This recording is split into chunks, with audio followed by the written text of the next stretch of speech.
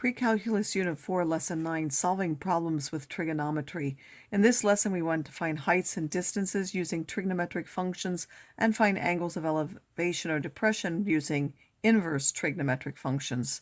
So applications of this is when you have something that's too far away or it's too tall or something that's difficult to measure, you can use indirect measurements. So you would stand away from the object, you can measure how far away you are, perhaps, and then you have to look to the top, or if you're up here, you might look down to something to see the angle of depression. So if I was in this top of this tree, this is my eye level, I would look down to see this. If I'm down here, I would look actually up to see the top. So the bird that's sitting here, it would have an angle of depression. The dog looking up would have an angle of elevation to know how tall that tree was. So it says the angle of elevation of the top of a masjid from a point 300 feet away from the base directly under the minaret is 60 degrees. Find the height of the masjid. So here we have our masjid. It's 300 feet away from the top point of the minaret, and we know that the angle of elevation, meaning we would be standing here and looking upwards, is 60 degrees. We want this height. That would be the opposite over the adjacent, so we would use the tangent ratio is the height over 300, and multiplying both sides by 300 would give me the height of about 96 feet tall.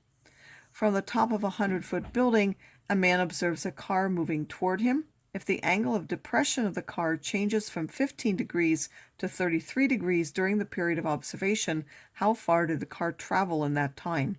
So if we let x be the distance that the car travels and y is the distance from the building at the end, we can define it that way. Here is our building. Here is someone looking down. First they looked down 15 degrees when it was starting, and then as it moved closer they had to look 33 degrees downwards. This 15 degrees here matches the 15 degrees here using their parallel, so those are alternate interior angles, and then this 33 will also match this 33 as an alternate interior angle.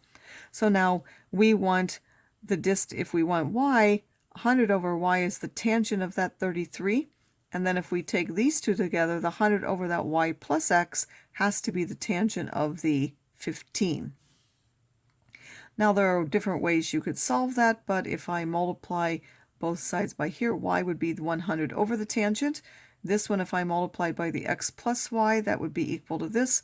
So y times the tangent would be 100 minus x to the tangent, or y would be equal to this. And now those are both y values, so I can set those equal, solve for x, which is the difference in those two tangents. It would be about 219 feet.